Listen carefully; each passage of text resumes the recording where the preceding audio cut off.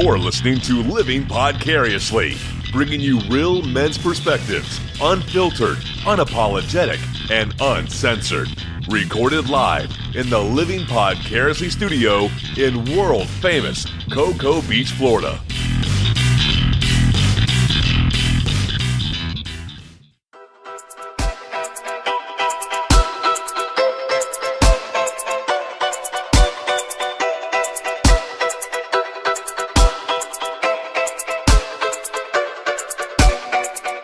Welcome to episode 3 of Living Podcariously. I am one of your hosts. My name is Adam, and to my right, comfortably on the couch, my name is Tach. How you doing, Tach? Good, how are you? Crowded studio this week. No, I'm just kidding. It's just me and you again. Yeah, buddy. Kind of nice that way, though. Yeah, I like it. Be honest, it's not nice. We don't have to talk over each other. We don't have to fight for airtime. Definitely not. I really kind of miss all the extra people, but it's okay. Yeah. You hear that, Ron? You hear that, Scarlett? Hey, before we get started on anything else, did you do a Tinder date? No, I didn't. Oh, I'm pretty brokey-mon right now, man. I don't have any money at all. It's sad. I mean, condoms are only like $3 for a pack or something. They're not that bad. Yeah, but you gotta, don't I gotta take her out to dinner or something? Wine and dine? Yeah, don't I gotta do wine and dine 69? I mean, kind of, not necessarily, sure. Walk in the park. I mean, man, you can do any of that stuff. Be honest with you, I haven't even talked to anybody on any of those apps since we were last in here. Well, hey, dude, I understand. I went through that for, I don't know, a year, I guess. I was on and off apps and websites and all that shit, but all right. Well, cool. We got a full show for you this week. Indeed. We're going to hit a lot of topics. I wanted to touch base on one thing before we get going. We had mentioned, I don't remember if it was before or after our reboot, but we mentioned the show was going to head out to the Seafood and Music Fest out at Port Canaveral, and we were going to go check out the Supervillains in concert out there. Now, technically, they were the opener for Dirty Heads, which is a bigger band, but personally, I'm more of a Supervillains fan than the Dirty Heads, and as money would have it, I couldn't afford the tickets, and then lo and behold, my girl surprised me with a pair of tickets. Oh, that's cool. Out to see the concert. So yeah, that was really cool. I really was depressed because I wasn't thinking I was going to be able to go, and then last minute she pops up with a couple of tickets. I thought that was pretty cool. Nice. But yeah, man, went out there. Fuck, the seafood was expensive as fuck. Imagine that. A crab cake, and I mean, don't get me wrong, it was good, and I understand the whole point of that. It's like fair food. I mean, you're going to spend a lot of money for, same type of stuff you could cook at home for, $1 compared to $10 out there. But a jumbo crab cake, which is probably the size of a big ass burger, maybe a little bigger and thicker than a burger. You had a Krabby Patty? I had a Krabby Patty. That with some fries cost, I think it was like $11 or something, or $12. It was ridiculously expensive. But hey, it's all right. It's all good. The concert was fucking awesome. I got a contact high just from standing in the crowd. I mean, there was more pot in that crowd than, Jesus, I don't even know what to compare it to, than Colorado, it seemed like, but it was nuts. Everywhere around. This was a group of like, I don't know, maybe 10, like teenage to early 20 kids that were standing next to us, and I kind of looked like a narc. So they turned to Andrea, my girlfriend, and said, "Hey, is it okay if we light up right here? Is that all right?" She's like, "We don't fucking care. You're at a concert. It's what happens. Just do it." Right. So all these kids are passing around one joint amongst them. Oh, jeez. But hey, it was all right. It's all good. It was kind of interesting. They had the crowd separated into 3 sections. You had your VIP, which was right up front at the stage, and then gated off to the left of that was the pit access, which was a bigger section that was opened up for less expensive than VIP, but more expensive than general admission. Yeah. And then further back was the general admission, is where we were. And we were like, I don't know, maybe 100 feet from the stage. Yeah. Granted, we could still hear the concert and see the musicians and everything, but dude, we were back a pretty good fucking distance. Didn't bother me. I still rocked out with my cock out. Just saying, I enjoyed it. You pulled your cock out? Yeah, what can I say? Yeah. It's how I roll. Did your girl hit that joint? I cannot comment on the likelihood of marijuana consumption. No, I didn't. Let's just put it that way. Well, I was doing a reference to your penis. Yeah, it was a short joint though. It's a stubby. She needed roach clips to handle it. No, just kidding. I used to say those jokes all the time too. When a girl gives me a head, it looks like she's hitting a joint. A hand job is really just an okay symbol, and then you're good. Is that all it takes, Tach? Something like that. Oh. Seafood Fest, they're not sponsoring us or anything, so don't think that we're getting any money out of their plugs. Otherwise, we would have plugged the shit out of them a lot more. But Gross. no, it was fun. It was something in the area, something fun to go do. Not over in Orlando or up in Tampa or Jacksonville. It was something here locally for us, Cocoa Beach, Port Canaveral, Brevard Countyites. So it was pretty fun. Cool. It was pretty good. Awesome. I missed it, but maybe next year. Yeah, they'll be back. Well, technically, this was their first annual. I don't think you can call it a first annual if it's the first. Oh, I think you can if they plan on doing it again. Yeah, maybe. So. It was going to be really cool. They were supposed to have the SpaceX launch, too. And then that kind of got scrubbed. Yeah, so we didn't get to see that. No, well. You know what today is? Leap Day. Today is Leap Day. We're recording on Leap Day. Won't come out for a couple of days still. So when you hear this, it'll be past Leap Day. However, yes, today is Leap Day. Once every 4 years, we add an extra day in February. You guys know the whole deal. This is something that you may not have known about Leap Day, Tach. You may or may not. Okay. I mean, who knows? So, leap year traditions. It is acceptable for a woman, this is socially acceptable, for a woman to propose to a man on February 29th. Have you heard that before? I've heard that, but just recently. I just heard like the other day. That's all I know about Leap Day or leap year traditions. I don't know anything else. The custom has been attributed to Saint Bridget. I don't know if that's actually a real saint or not, but so says this website, who said to have complained to Saint Patrick about women having to wait for men to propose. So in the misogynistic approach, Saint Patrick said, okay, I'll allow you 1 day to propose to a man. It's every 4 years, and that's on February 29th. So, yep, today, ladies, is your day to propose to your man. Otherwise, forget it. Wait for him to buy that ring and hand it over. Yeah. Or they can just surprise maybe a friend. What time is it?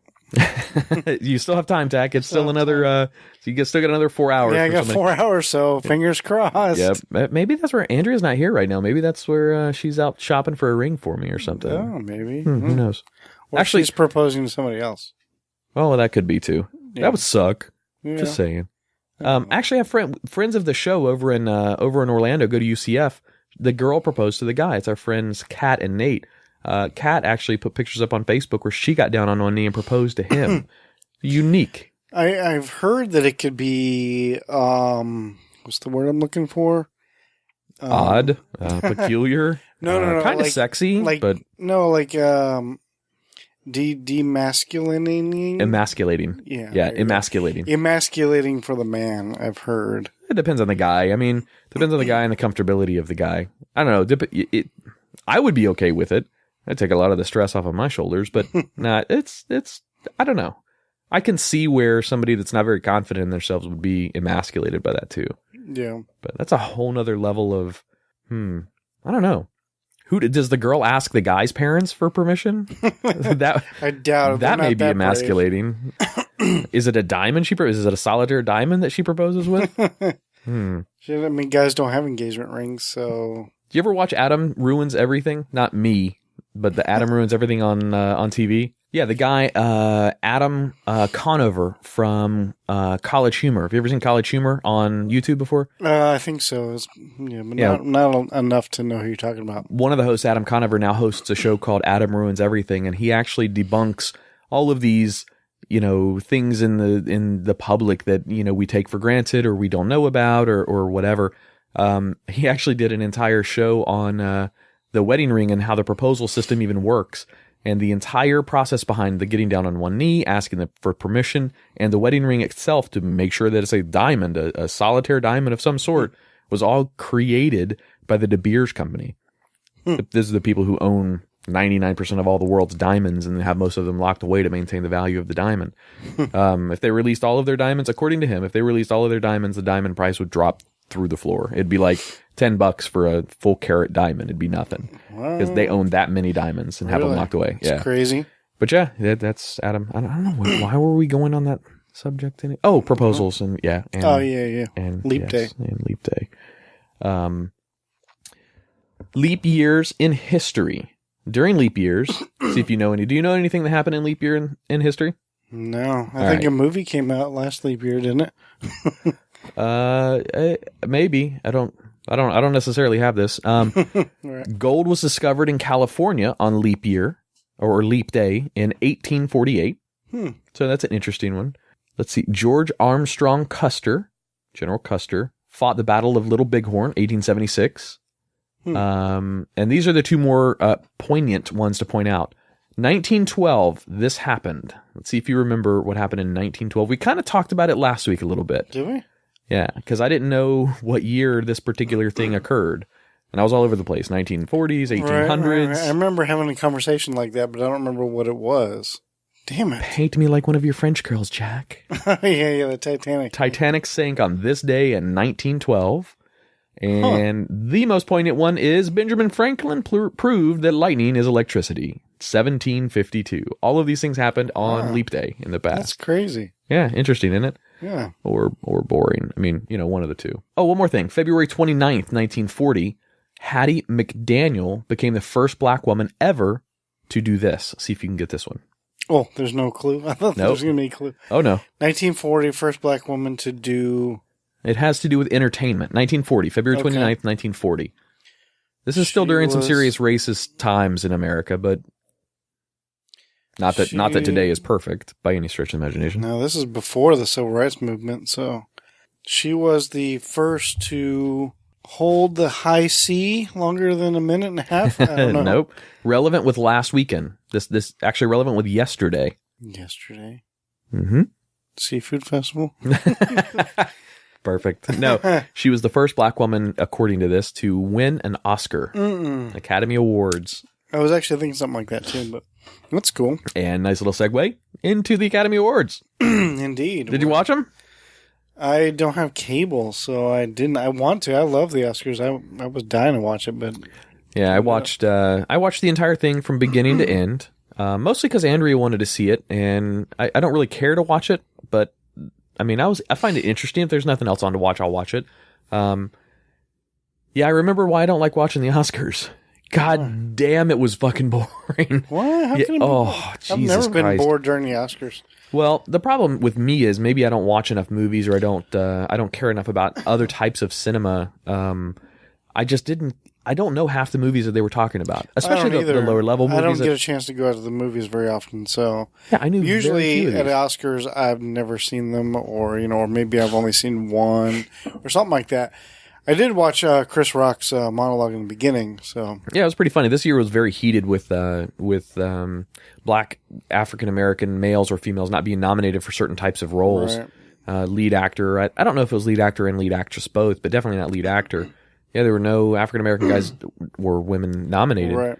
And I get it. I understand the protest, but I mean, it's not the People's Choice. It's the SAGs the Screen Actors Guild Academy. It's the Academy who nominates, it's different right? People. It's different people. There's random people that are part of the Academy. I don't know for exactly who is on the Academy, but it could be people like Steven Spielberg may be part of the Academy, or it could be a bunch of like old women and old men that just sit around and used to do something, and who knows.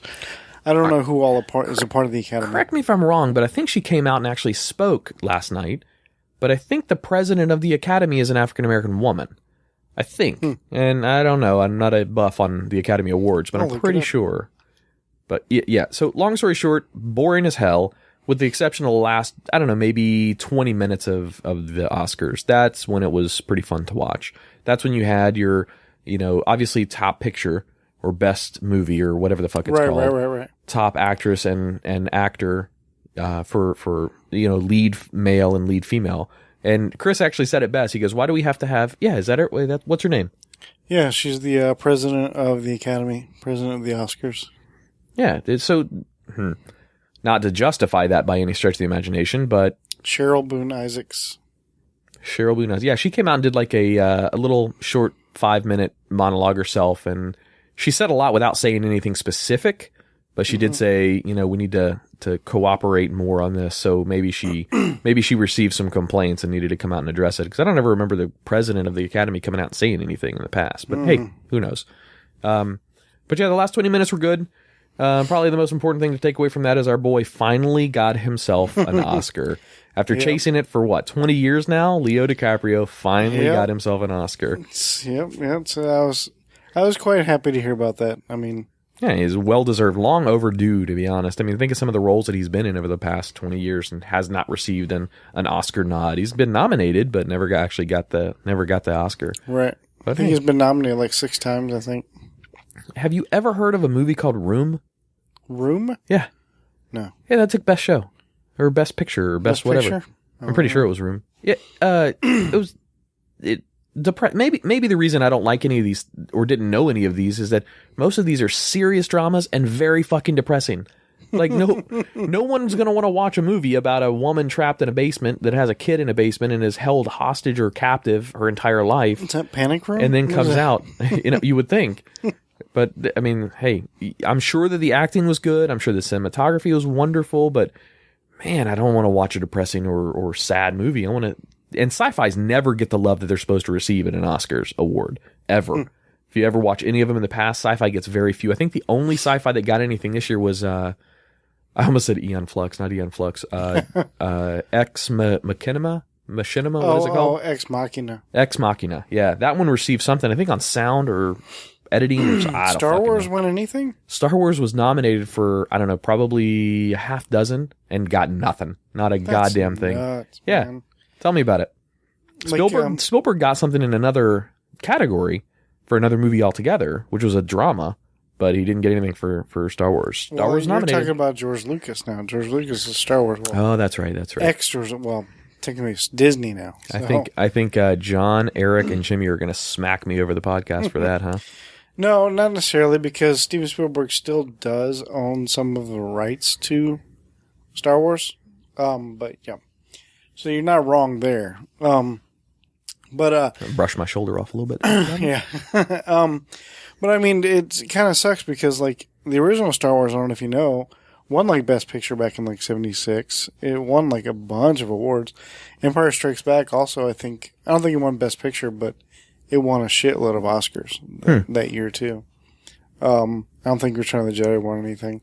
So my problem with that is they were up against that category. I don't have the details in front of me. I'm not going to look it up. Were they nominated for Best Picture? No, it wasn't nominated for Best Picture. It was nominated for visual effects and sound effects. And then I think also in editing, I think was another one that I saw. Ben Burt should have won for sound. Now, that guy is amazing. He's the same guy that's always been doing sound since day one. Sound editing or sound production? Production. Is that the guy who does the sounds for all the movies that have the very obvious sound for the movie? Like the Superman theme song, you know it's Superman. The Star Wars theme song, you know it's Star Wars. Well, you're talking about music now. Oh, yeah. You're talking about John Williams. So. John Williams? You could be saying it. Tach could be over here throwing out, yeah, that's Burt Baccarat. Well, actually, that's a musician, but that could be John Simpson. I don't fucking know. I'm not going to be able to challenge you. Sorry, I'm huge into all this kind of crap. Dude, that's perfect. So yeah, I listen to a lot of like movie scores. I listen to, I know who, like, could you hear a difference between like John Williams versus like Alan Silvestri? Like, do you know where Alan Silvestri usually is going to be placed as far as a composer versus John Williams? There's just Alan Silvestri is the one that usually does like these magical type movies. When you hear his music, you're like, oh, okay, because his is things like a lot of Tim Burton. Oh, okay, are all Alan Silvestri. I think Harry Potter music, I think, is Alan Silvestri. Anything that sounds kind of magical, it's usually him. Okay. Whereas John Williams is big on like horns and big music and shit. See, we should have switched places. I don't know what you were doing Sunday, but I'm sure you probably comfortable over here. You probably would have been better in my seat this Sunday than, and I don't care what you were doing, watching internet porn, eating at McDonald's, whatever it was probably better role for me to be in, and you watch the Oscars and be able to commentate on the show. For the Oscars. I'm not doing a very good representation. I would have loved to. I was hoping it was going to be like on Hulu or something today, but it's not. Maybe it'll be on tomorrow. The only thing, that's why I'm not really trying to do any spoilers for myself. Like, I do know that Leo won, and I watched his speech. So you're saying I just spoiled it for you? I spoiled the best I don't know show? who. I don't even. Oh, Room. The best picture or whatever. That's fine. I still like to see like the jokes in between stuff. I still like to, anything that happened that was entertaining. Oh, you don't care about the actual winners then? So if I told you who... I do care about the winners. Do you want to know who took home the most awards across the gambit? Like one person, you mean? One movie for this particular movie. Oh, the movie? Yeah. Oh, so like best of this in this movie, best of this in this movie, etc. Right. There's one movie that by far cleared house, at least for the first like 3/4 of the show. I don't know what. Mad Max. Oh yeah, I was gonna say Mad Max. Yeah. Yeah, they cleaned house for. They took like 6 or 7 awards. What did they win for? Oh, dude, I knew you were going to ask me that. Sorry, I'm gonna look it up. No, you're fine. I don't remember all the Oscars they got. They got a ton of them though. So best in visual effects, I believe they got over Star Wars. I think they got best in sound. They certainly didn't get best in storyline because there was nothing there to tell a story about. It was just a really long fight scene on the road. I mean, that's pretty much all that it was the whole show. Well, what was cool about that movie is that it. Do you know the difference between like practical effects? You know what practical effects are? Are you talking non-CG? Right. Yes. Like explosions that happen right there versus like in CGI as opposed form. to CGI. Yeah. So that's what was great about that movie too, is they used like all those explosions and cars flipping. That's all real. None of it was CGI, and it was all. How about the air guitar guy? Was that real fire shooting out of his guitar? Yeah, dude. That's cool. And what was cool about that is that I saw who was in the interview. Somebody was in an interview talking about it, and they were like, "Oh, it was the dude, the dude that like the white dude." Oh, the what do they call him? Something boys. The guy with the scars on his face and the tattoos and stuff. The second act or like the third role of the movie, right? The guy who took the lead as his blood bank. Yeah, like he was the one that like escaped pretty much. Like what do they call those? The Hell Boys? No, Hell Boys. I don't remember. It might be Hellboys. It was him in an interview. Oh no, that's a whole other movie. He was talking about it in an interview. He was talking about like because he was like trying to drive.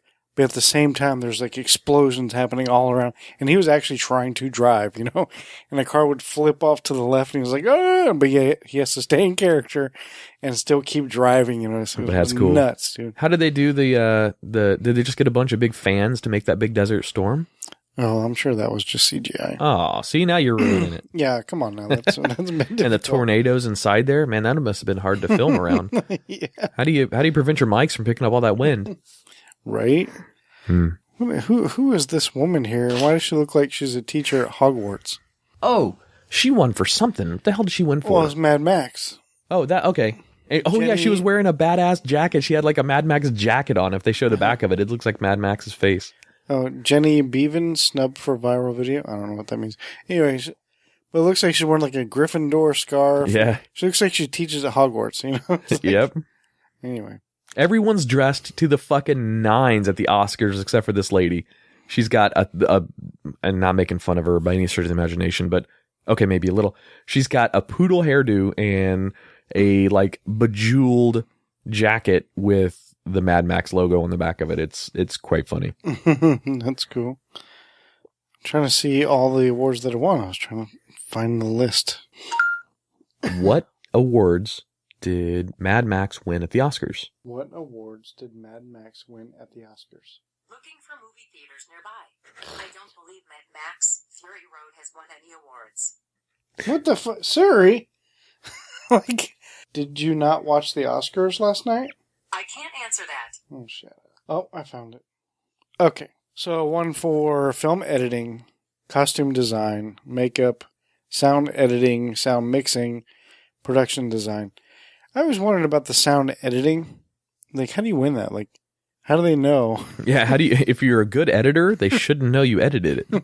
Edited? Well, I mean, it's like, well, let me hear what you didn't use, and they'll be like, I see why you took that out. Yeah, good job. That's a good question. It's like, I can see how you can win for editing, like film editing, because you know can see how great it was. You just gave me a good idea. Maybe we should do a Living Podcariously Awards for other podcasts, like podcasts that we listen to. Yeah. And I'm listening. And we listen to the podcasts. Yeah. And then we give them the awards. What would we call our awards, by the way? So the Academy Awards has the Oscars. What would we give them? Like literally, what would our what would our award award be? look like? I don't even know. How Like- about an empty Coke Zero can? Because we got a lot of those. We do have a lot of those.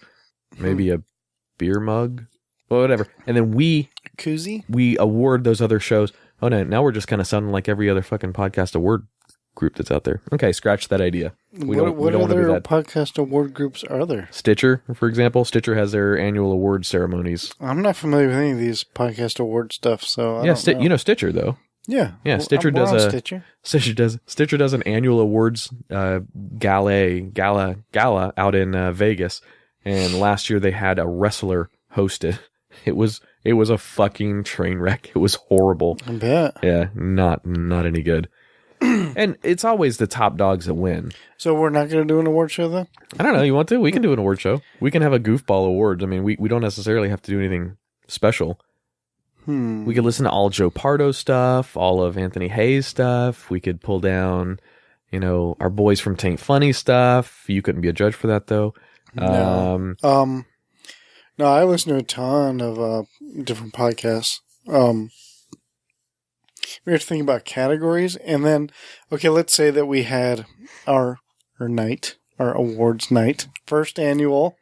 The first annual, inaugural, but continually annually. What? That sounded dirty for some reason.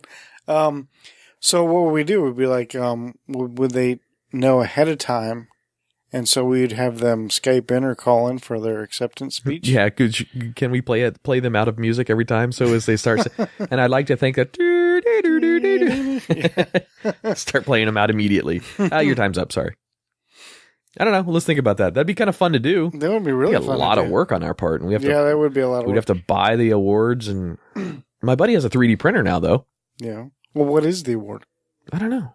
What do we give him? Can we just give him a koozie or something? Yeah, that sounds good. Koozie it is. All right, we're going to take a break. We'll be back in just a minute. Check out one of our sponsors. I think first up is Last Drop Vape this week.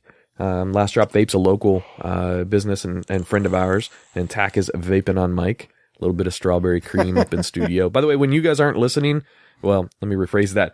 When you're on break and you've got like a 45-second commercial, we're vaping the shit out of the studio, going to get another beer, doing all that stuff. So your commercial break might only be 45 seconds. Ours are, like 5 minutes. All right, we'll be right back. Thanks. See you.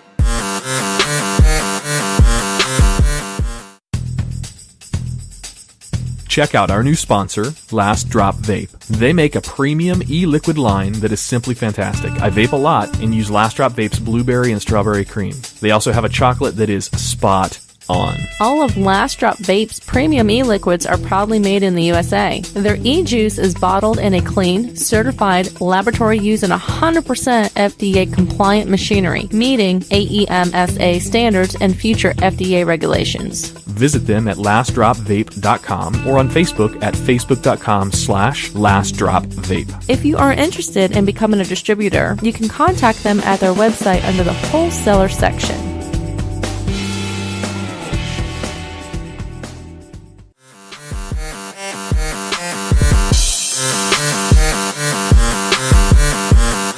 All right, well, welcome back. Did you enjoy your break? I enjoyed my break. Oh, yeah. Nice. So, if you're just joining us, no, nobody's ever just joining us. How do they join us mid-show after a break? They got to be really precise. Right. So, welcome back. Hope you enjoyed our little commercial break, and some DJ Constant. Yep. DJ Constant taking us in and out of breaks. Indeed. And for those of you who don't know, that's my 12-year-old son who mixes dubstep, trap, deep house, a few other songs like that. His YouTube channel now is gaming and music. He does both video games that he shows from his PlayStation 4 as well as a lot of music. Ironically, his video games have more hits. Who would know? Yeah, my son's dabbled in that as well, and Ron's daughter also. Yeah, she does Minecraft.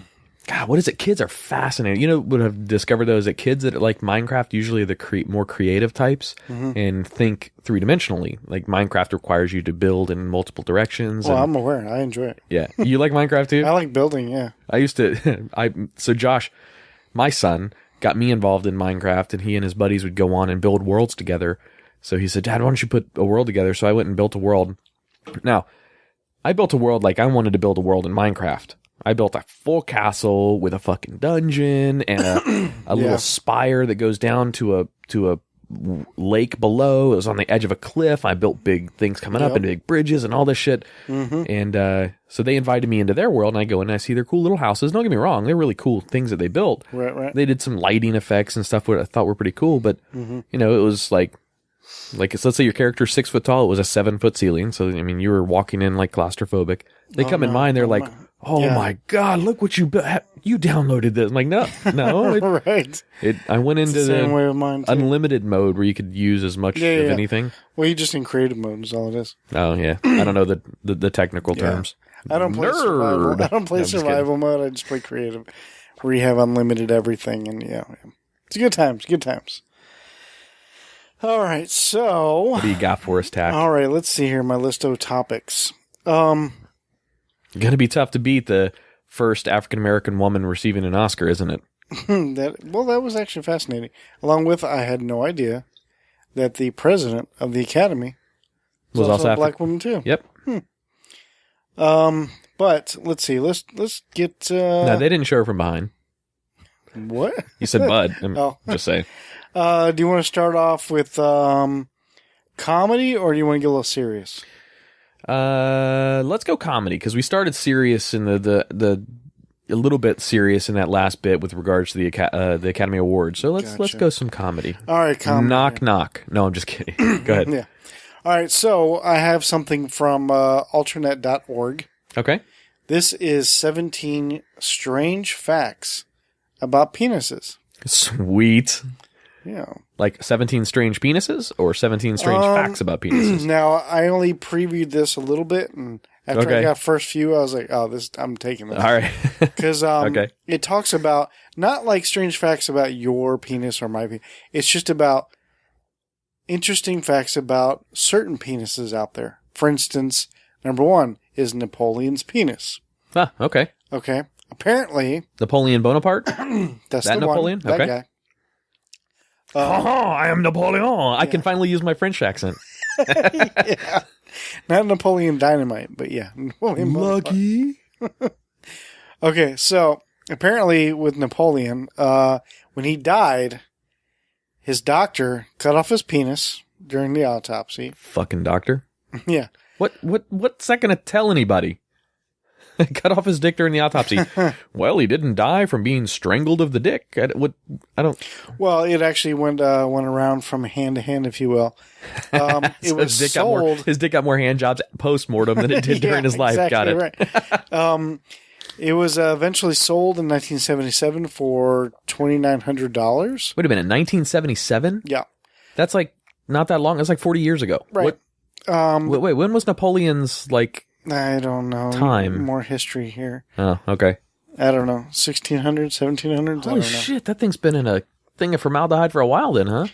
Yeah. Let's see here. Sold to a urologist, New Jersey, and was apparently 1.5 inches at the time it was sold. Now, shrinkage, you gotcha. Must have been cold water. Cold formaldehyde. But during the interim period, people had much to say about it because it was ill-preserved. Okay. Ill-preserved. The penis was allegedly compared to a piece of leather, a shriveled eel, and to beef jerky. Yeah, that sounds about right. That's what I look like in the mirror and coming out of the shower.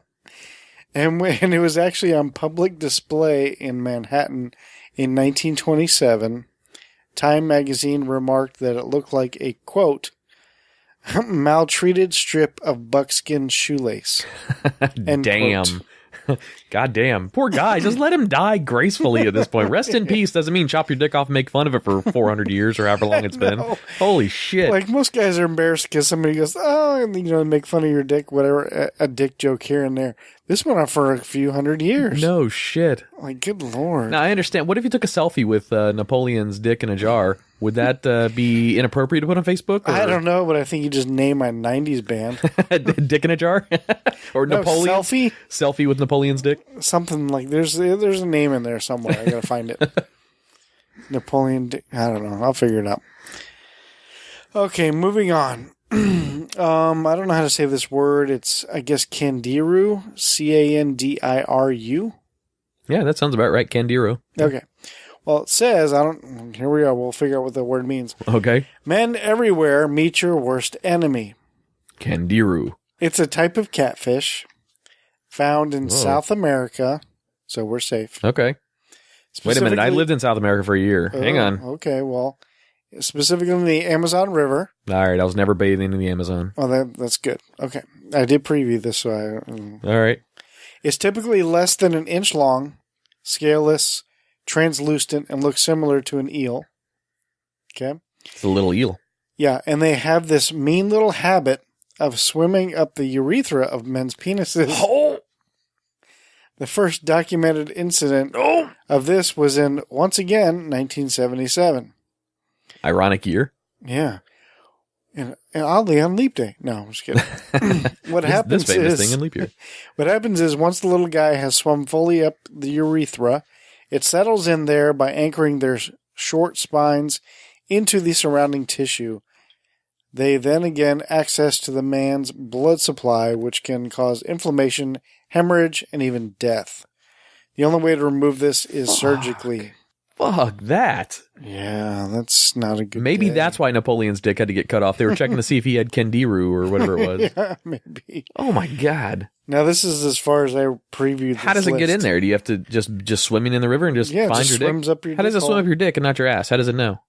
Well, I think your dick hole is a little easier to get up than you can't take your clamp pants off. shut. Let me see. Yeah, here, let me show you. See, see now if you look here. I can't wait. Let me turn on the light. Give me a magnifying glass. Yeah. See how it can easily. You can't clench this shut. See, I'm trying. See how I'm trying. Now I'm going to turn around. See how I can clench that shut. Got it. No, don't stick your finger in it. Just trust me. I can clench Son it of a shut. bitch. Tastes like vanilla. It's weird. Anyway, okay, moving on. The next one, number 3. Diphallus. Sounds bad.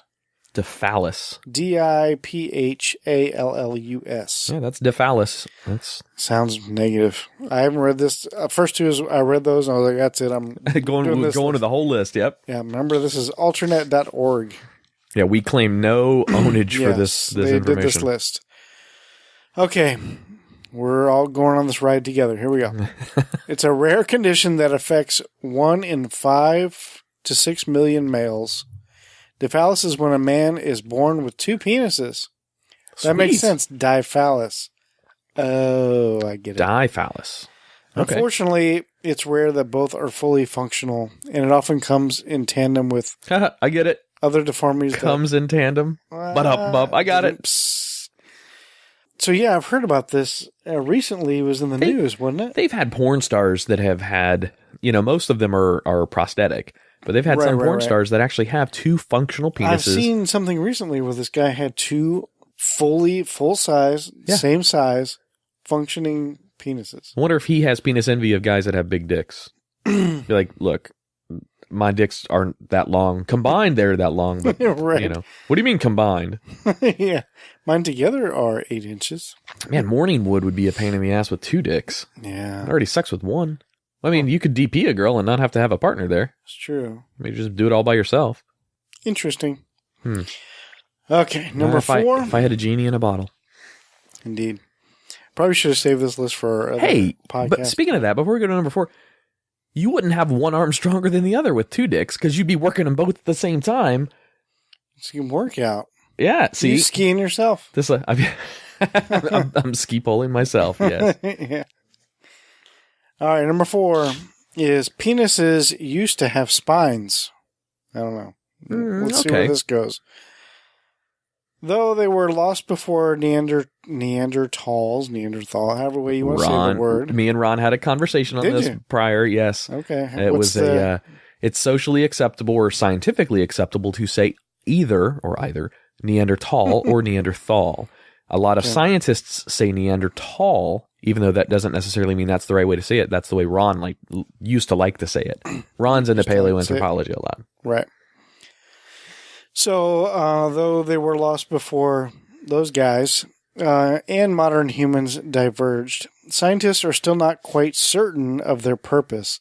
but they speculate that it correlated with sluttiness. What? Sluttiness, as these spines apparently quickened the pace of an erection and is more common in promiscuity. Yeah. Well, no, I just wanted to make sure that was the right word. Yeah, promiscuous species. Which way were the spines facing? Was it like a spine or like a hook? I don't know. Like because people have often asked the question, why do men actually have heads on their dick? And that all has to do with how so I'm not a fucking scientist, so I don't know for sure, but has to do with how the when you're having sex with a girl, it's harder to pull out past that head, so it keeps your dick inside for procreation. And dating back through millennia for evolution, dick heads used to be larger, so, and this sounds ridiculously horrible, but guess what? It's evolution. When you were having sex or raping your girl in your fucking cave or whatever, right. It was way harder for them to get away with a big giant head on the dick. Right, so right. Are these spikes facing backwards, like a head would be facing backwards, kind of? Kind of like a hook? Yeah, kind of like a hook. I don't know, it didn't say, there's only one more sentence left, and it was just saying, if you're wondering what constitutes a promiscuous species, apparently that would be a cat. So I've never seen a cat's dick, but I don't necessarily want to. I don't know. I think he was making a joke. Some animal species, dude, and I've heard this on other podcasts too, some animal species have the most obscure penises in the world. Yeah. Like the oddest is a duck. Have you ever seen a duck's dick? No. It's like duck dick. It's like a fucking corkscrew. It's all fucking... Pigs are the same way. Pigs have a corkscrew penis too. A duck, and then duck vagina has like 3 openings, but it also has this corkscrew system inside to make it to the actual fertilization before the duck lays its egg and whatever. But for a male duck to actually make it through this fucking maze of a duck vagina to, actually get that duck's egg fertilized is very difficult for the male duck. Yeah. Talk about making it difficult. I don't know. This guy's got poor duck, man. He's got to do freaking, God damn it. What? I had something, but then I couldn't get to it fast enough. You had a joke on the tip of your tongue. Okay, I got it now. Okay. I'll let it out. No, it's funnier if you just leave it in. Hey, talk about difficult. It's like this guy's duck, hey, talk about difficult. It's like this duck dick had to do a Sudoku or some shit. Jesus I don't Christ. know. Oh, Fucking I lost Hangman it. would have been better. Yeah. I don't know. Oh, Jesus. Nice. Let's just move forward. Hey, have you ever been told you're hung like a field mouse? No. Field mouse's dick is twice as long as its body. Oh, just saying. That's technically true, but...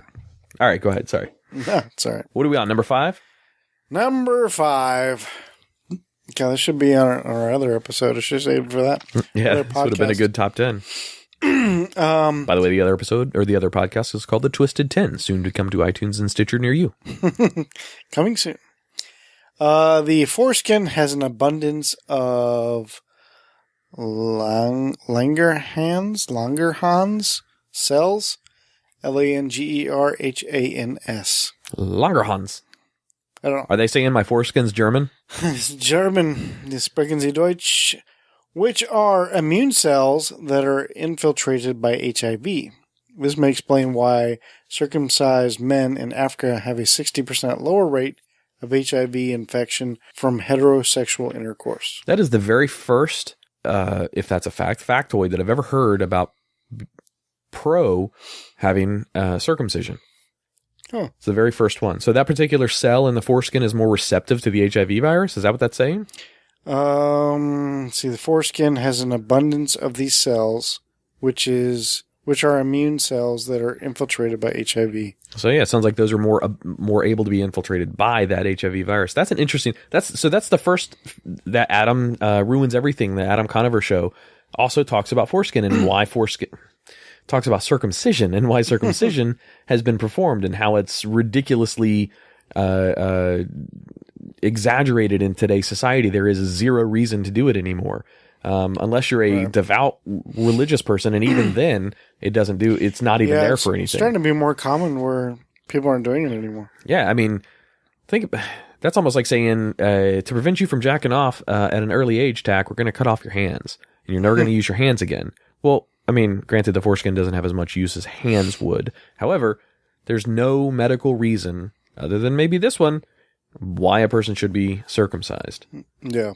People say it's for cleanliness. Now you just fucking pull your foreskin back and clean it. I'm circumcised. How about you? Yeah. Yeah, we're both circumcised. All right. Ladies. Well, for Tach. Right. Okay, moving on. Number 6. A lot of these, the next few look pretty quick. So, number 6, fetuses can have erections, which I didn't know that because my mother told me that I was born with an erection. With a boner? Really? Huh. In case you missed that, that'd be a fetus with an erection or an erection inside your pregnant belly. His head's poking out. Oh, nope. Wrong one. Yeah. Anything else? I got nothing. I mean, Okay, let's there's move so forward. many jokes to make. You must have really liked your mom, but this is inappropriate. You really like pussy. That's inappropriate again. It's your mom. It's so easy to make jokes on that. Ron would I'm be. all for mom jokes. You understand? Ron would be screaming through the phone right now if he was. He was on the phone with us. Yeah. Oh, yeah. All right, number 7. Number 7, Kim Jong-il's penis was 3 feet 4 inches, according to the Korean version of the Guinness Book of Records. Nice. 3 foot 4 inches long. Yeah. He was only 3 foot 2 inches tall. Right. Don't kill us, North Korea. Yeah, he also hit 18 hole-in-ones in the same golf course on the same day. He, I think, threw the fastest pitch ever. He set all of these records. All right. Number 8, it says Jonah Falcon, ladies and gentlemen. Jonah. Guy? I guess. Jonah Falcon. Yes. All right. Here we go. The man with the world's largest penis. Is this a Mexican dude? No, Jonah. no, I think he's American. Jonah wouldn't be Mexican. He is 42 years old with this is flaccid, 9-inch penis flaccid. 13.5 inches when it's hard. So he's a shower, not necessarily a grower. Right. Of course, I guess he's both. 9 Well, I inches mean- flaccid. Jesus, he's a Subway sub in his pants. Jared would like him. Hey-o. Hi-oh! What do you do with that? Muffin stuff it in? Does it get... So here's my question. Like, when you see Ron Jeremy and some of the other porn stars with these giant dicks, when they get older in their age, they can't... When they get their erections, they have to, like, grab it at the base and hold onto it to keep the blood in there because they're... Right. It all rushes back out because it's such a big dick. They don't have enough... I mean, it's engorged, but it doesn't stay engorged, and it goes limp often during sex. So they have to hold it and kind of keep the blood pushed in there. What do you think this guy has to do? Fucking tie rubber bands around the base of it? I mean, Jesus. Does he get lightheaded? Yeah. Does he fall over? No, that's weird. Holy shit. All right, number 9, King Fadafehi of Tonga. I don't know. A.K.A. Pimp Daddy. All right. Let's hear about him. Between the years of 1770 and 1784, he apparently deflowered. So this is 14 years, 1770 to 1784. Yeah. He apparently deflowered. Holy shit, a lot of women. There's a number here. All right. So 14 years, let's say on a good year, I may have to get a calculator out for let's this. 'cause say I want to see how that's deflowered. So these are all virgins. Yeah. So maybe 5 a year. So that's 50. So let's say, I'll go with 70, Tach. So let's say 70 girls. He's a king. Not even close. Not even a little bit. No? No. What the fuck? How? Okay. You ready for this Yeah, number? what's the number? Number is 37,800 women. 37,000 virgins in 14 years. Yeah. Which that puts him at like seven and a half girls Tonga's not even that big. per day. All from Tonga? I guess it didn't really say. I don't know what the population of Tonga is, but I'll look that up right now. okay. That can't be right. Ron actually did something on Tonga a while back, too. Oh, gross. Oh, misheard that. All right, Tonga population 2015, 106,000 people, 2016. It just wrote. Checking on that. It looks like the answer is about 22.6 trillion people squared. What the fuck? That's a lot of people. So current population of Tonga is 106,000.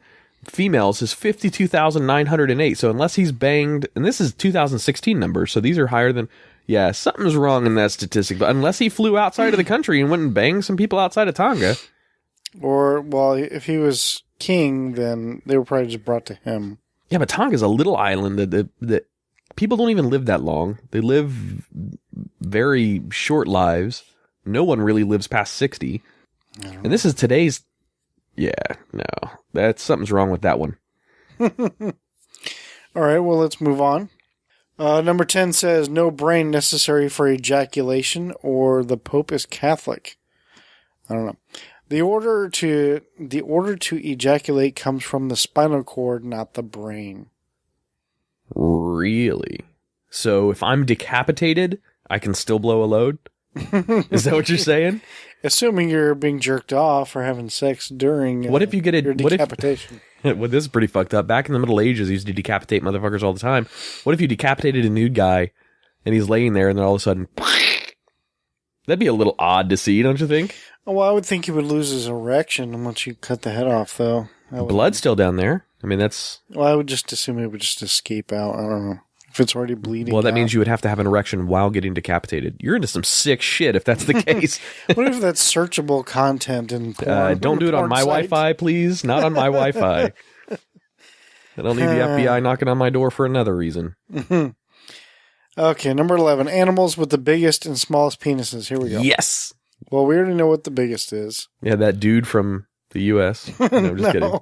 Sperm whale or blue whale. Blue whale is the animal with the biggest recorded penis to date at how big? 8.5 feet or something like that. 8 feet long. How does Adam know that? It's also referred to as a dork. No, I'm serious. That's I gotcha. Okay. The adult male elephant has the biggest recorded penis for land animals at 4 feet. 6 feet. Damn. And S-shaped when erect. Dumbo's sporting over there is what he's doing.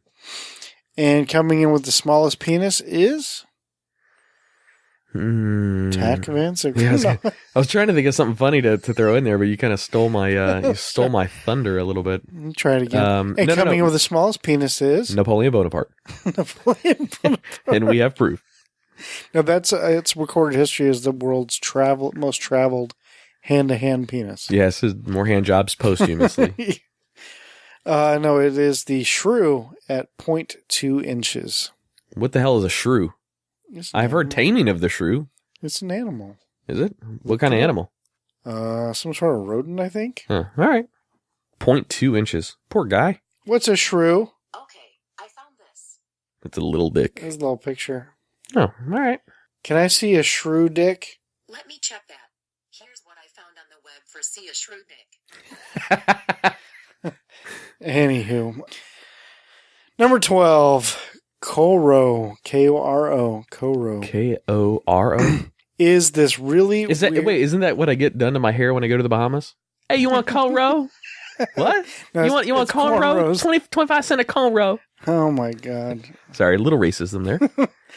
Koro is this really weird culture-specific syndrome where a man, or a woman, is overcome with a debilitating fear that his penis, or her nipples, is shrinking and will eventually disappear.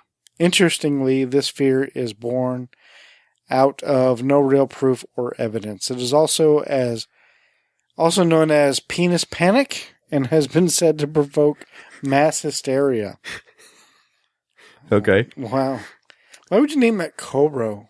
I can't even think of a good joke for that. You got Koro? Hey man, my Koro's kicking in. I got to go to the bathroom. Why can I not say that without fucking Koro's kicking in? Why can I not say that without sounding stereotypical? I can't do it. Oh damn, my Koro's kicking in. Hey, does this look like Koro to you?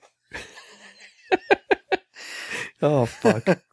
Oh god, man, it's happening. What's wrong? Oh, my man's got Koro. Oh no, man, really? Yeah. That sucks. I don't know why we have to sound like black or whatever. But anyway. All right. Next one is number 13, Angel Lust. Angel Dust? Lust. I'll give it a shot. It says, I'm sorry in advance for this one. This is when a man gets an erection after being hanged, also known as a death erection. I said I was sorry. I wonder if that happened to Saddam. Well, he's got to be for his virgins or whatever, right? Yeah, that's a good point. Number 14, moving on. King of ancient tribes, 8 penises. In ancient tribes, the king would often eat the penis of his predecessor to apparently absorb his holy power. Yeah, absorb the energies. I've heard that. That still happens in some of those strange, like off the beaten path type tribes that the Discovery Channel and fucking National Geographic finds now. Yeah. Like tribes that have been completely disassociated or detached from society as a whole. Yeah, the cannibals used to do it. People in some tribes still do it today. It's really fucking bizarre. That is kind of odd. Speaking of that, I got some wieners on the grill. You hungry? No, dude, these will give you fucking powers, man. I wonder if it's like Highlander. So you break it down to the last two guys. One guy cuts off the other guy's dick, and I have the power. Well, that's almost like Grayskull and He-Man. I don't think that would work. I have power. Shaved guardians in Muslim empires. In great Muslim empires, there would be a guardian assigned to each harem's bed. The guardians had to be shaved, which meant having his testicles and penis removed. Oh, that's different. Making him a eunuch. Yeah. Yeah, that was different. I was thinking. They actually did this a little bit in Game of Thrones. And History of the World? Yeah, something else. Ice This is Pirates, one of the two. This is yes, that having eunuchs be the like Servants for for the queen or princesses yeah. or something like that. Yeah, I've heard that before. That's interesting. Where was that from? Well, from a couple of things. I think it was either in History of the World Part 1, the Mel Brooks movie. Yeah. And we also talked about it on Taint Funny, too, which Taint Funny can be found on iTunes and Stitcher. Ding! Every new episode, weekly. Ding! I need a bell in here. Yeah. But yeah. We only got two more. Number 16 is Kellogg's Original Purpose. The cereal company? Yeah. I don't know. Let's see where this takes us. All Ready right. for this journey? I don't know if I want to get on that. I like my Frosted Flakes, fucker. Don't fuck that up. Kellogg's Corn Flakes and Graham Crackers. Is this like Co-Rose again? Were originally invented to suppress masturbation. Really? Inventors Sylvester Graham and John Kellogg believed that problem of masturbating could be fixed by keeping body heat out of the penis, which they attributed to food intake. So the fatter you get, the less body heat gets into your dick? I don't know. And body heat doesn't make me want to jerk off. Looking at naked pictures online makes me want to jerk off. Yeah, well, back then they didn't have naked pictures online. Yeah. They used to get their porn like everybody else, find it in the woods. Sears catalog. Find it in the woods. Did you ever find your first porn in the woods? No, Like I didn't find it in the Playboy? woods. I had my first one given to me in the woods in a tree fort That's in North Carolina. creepy. Well, a buddy of mine. Oh, okay. He brought it to me. Then he wanted to touch my dick. I don't know what that was all about, but Well, it was kind of funny because, like, me and Jimmy, when we were kids, we found, like, a Playboy in the woods, right? Okay, so we're thinking, wow, what a cool... But then you start hearing stories of every dude finding Playboys in the woods. And that makes me wonder, like first of all... is there a like, secret society of guys who hide Playboys in the woods? well, first of all, who's leaving Playboys in the woods? Well, wait a first of minute. all? Let's qualify this a little bit. You and Jimmy found this when you guys were a little bit younger, so like, what, 30, 31? When were you guys in the woods together finding Playboys? Just kidding. What do you mean? So, yeah, but like, it's crazy that like as kids in the 80s, we found Playboy, turns out lots of kids in the 80s found Playboys in woods, but like who is leaving them there? Like, dude, you don't question when money gets left under your pillow from the tooth fairy. You just go with it. All right. This is the Playboy fairy. You just go with it. I shouldn't be agnostic, I guess. Nice. All right. And drum roll for the last one. For the last one, number 17, semen can cure depression. Ladies, listen up. Tach, you've been sad lately, buddy. I'm just saying. Apparently, semen contains chemicals that elevate mood, increase affection, induce sleep. That's true. And contain at least 3 antidepressants. Really? Antidepressants in penises, or in semen. It also contains cortisol, which is known to increase affection, as well as estrone, which elevates mood, oxytocin, Yeah, it's another mood. which also elevates mood, thyrotropin, releasing hormones, God damn. which is another antidepressant, melatonin, which is a sleep aid, and serotonin, which is a well-known antidepressant neurotransmitter. Wow. Hear that, ladies? So if you're ever feeling down, suck a dick. Yeah. Swallow a hot load and you'll be feeling better in no time. Hi there, Susie. Ambiguous name. Hi there, Susie. What seems to be bothering you today? Well, Professor, I see my moods are down. I'm kind of depressed. I've got the cure for you. Come on over here. Zip. Yeah, I want you to swallow 2 loads and call me in the morning. All right. All right, so that was 17 strange facts that you probably didn't know about penises, which I learned something today, that's for sure. Yeah, hell yeah. Good factoids, Tach. That was good. And I have to give that to alternet.org. So what is it? Alter? ALTER? ALTERNET.org. All right, cool. Check that list out if you're interested. All right, and we're going to take another break, listen to a little bit of DJ Constant with some Rave in a Box, and we'll be right back.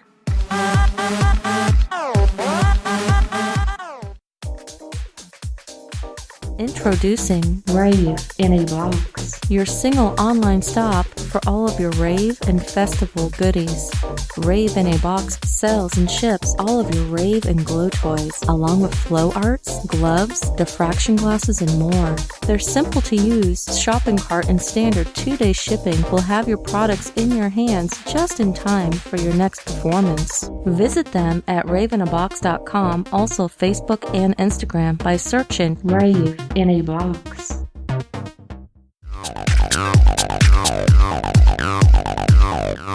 All right, now more about co-rows in this topic. No, I'm just kidding. Welcome back to episode 3, Living Podcariously. That was a very interesting top 17 list there, Tach. That was pretty good. Yeah, it was a good find, a little gem. If you guys like that, we do another show called The Twisted 10. The Twisted 10 is me and Tach as well, but it's very topical, very, very focused on top 10 lists that we create ourselves. We don't go and jack somebody else's list. Right. We come up with them on our own and then surprise the other host, or in some cases, guest co-hosts come in and surprise us with their own top 10 lists, and it's unique. Now, your research that we do could obviously be off the internet and find, different topics and things like that, but yeah, check out the Twisted 10 through iTunes, Stitcher, or any of the podcatchers that you listen to podcasts on. We're going to launch with 5 shows, probably starting next week, so it'll be out there and available for you to listen to. Hell yeah. So what do you got for us this segment, Tach? Well, a couple things, really.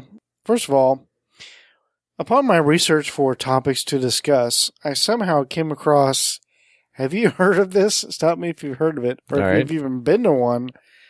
Then we got a whole episode that we're going to talk. But have you ever heard of these men's cuddle parties? Like men hugging each other and holding each other? Yeah. Bathhouses of, back in the Roman times. Other than that, no. Now, it's not a sexual thing. This is for heterosexual men. It's not a gay thing. It's not. Was it like in Fight Club when, what's his name, hugged, what was the big fat singer called? Meatloaf. Meatloaf's big old titties. His name was Bob. In that, he had in that bitch movie. tits, yeah. No, is that really a thing? Well, here's what it says. It says, because apparently there was an event last week in Arizona. So it says, what is a cuddle party? And who would be... Hey, look. Hey, somebody's calling the show. Hello, you're live on air. Hello? Hey, who's this? Who's this? This is Ron. What is this? Who this? We're not supposed to do a sports segment this week, dude. What are you doing? No, I was just calling to say hi. I can't promise I won't be interrupted again in like 2 seconds. But, Oh. You calling us from work, huh? I just had a customer complain pretty much that my cashier was doing too good of a job. God, so I'll take that complaint. Cashier was doing too good of a job? Yeah, because he kept trying to sell the membership program, and he wouldn't take no for an answer. That's cool. I love it. I'll take it. Hey, Ron, have you ever been to a cuddle party? No, I have a feeling this is one of the things you were talking about. What is a cuddle party? Well, that's what I was just discussing right when you called. Well, apparently there's what's called a men's cuddle party. And it's not sexual in any way. It's all for heterosexual men. It may not be sexual, but it sounds very gay. Either way. Okay, well, Gay. it says cuddle party is a short workshop in non-sexual touch, boundaries, and communication, followed by a couple of hours to put what you've learned into practice by enjoying and exploring touch. Think hugs, foot rubs, back rubs, spooning, and just general non-sexual snuggling. Sound like your cup of tea there, Ron? If Ryan Reynolds is there, I'm in. We were talking about that last week when we reviewed a little bit of Deadpool. I heard last week's show. Did you? Were we spot on when we said you would have loved that because you got to see his schlong in that movie? Yes, exactly. Have you seen it yet? His schlong, yes. The movie, yes, I have. Nice. Yes, on both. Yeah, the movie was awesome, actually. That was one of the best Marvel movies. Maybe the best Marvel movie. I haven't seen it yet, so. Yeah, don't spoil anything. I didn't give Tach any spoilers during the review last week. They should all be R-rated. Yeah, I agree. Wolverine would be a better show if they had it all of them R-rated. Maybe some of maybe. I mean, they don't all have to be, but I'm hearing that they're supposed to do Wolverine, right? Yeah, Wolverine is the next one is gonna be R-rated. It's gonna be his last one too. Is what the rumor is, because he's tired of. I mean, he's been doing that character now for so long. He's had to maintain that physique for this long, and it's just a drain on the body. Yeah, he's I'm sure he's done that. I mean, how many movies will it be where he's appeared or? Yeah. Had either his own movie. I mean, it must be, 7? I mean, Tach maintains the same physique. How hard is it to maintain that physique? Stuff is night and day fucking working out, man. I intend on working hard after work on maintaining my physique by getting some more McDonald's. Are you fucking starving? Is that a shameless plug on Living Podcariously, Ron? Is that what you're doing? Yeah, exactly, because I make so much money off plugging McDonald's. I'm a big spokesperson for them. Ron is now sponsored by McDonald's. He's loving it. Dude, McDonald's is sponsored by me, is more like it. Because I give them all my fucking money. Hey, man, we love them. Egg McMuffins any time of the day. That's what I'm talking about. Right there. I don't like McDonald's breakfast. I think it's gross. I like their steak and cheese bagel, egg steak and cheese bagels. Those are awesome. They have a steak and cheese bagel. I mean, Egg, steak, and cheese bagel. It's number 11, I believe, on the breakfast menu. I would not eat any steak from a Oh my god, food it's place. freaking amazing. I love it. You guys are making me hungry. I haven't eaten since this morning. Fucking starving. You have pizza there, don't you? Yeah, sure do. Did. Bastards. I hate you. You don't miss doing the podcast with us. You just miss the pizzas. That's what you miss. You really love us for our pizza. I miss doing the podcast, but more than the podcast, I miss the pizza quite a bit. Yes. Yeah, no doubt. When you see me, you know I'm a guy who if he hasn't had pizza for a while, he misses it. Hey, by the way, tell by looking at me. Did you see the picture I threw up on Taint Funny's on Taint Funny's Facebook page? No, I did not. It was the picture from your 40th birthday party where it's me and you, and then in the background on the left is Jimmy.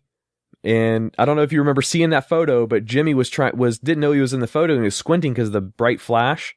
And it looks like he's taking a shit, or a bitter beer face, or somebody farted, or it's just a funny picture. You need to go take a look at it. I will take a look at it, I promise. I was hoping he wasn't going to get mad, but I guess he's got a good sense of humor. Yes, for sure. For show. Cool. So what's new, man? What's going on in the sports world? I know you don't necessarily have a top sports update. How about the Golden Nuggets or whatever that basketball team is that was like undefeated? The Golden Nuggets. Well, I don't know anything about the Golden Nuggets, but the Golden Arches, I'll be driving through there tonight about 10:30. A quarter pounder with cheese. Can you tell I'm hungry? Actually, the Golden Nugget, that's a great casino in Vegas. I've been there.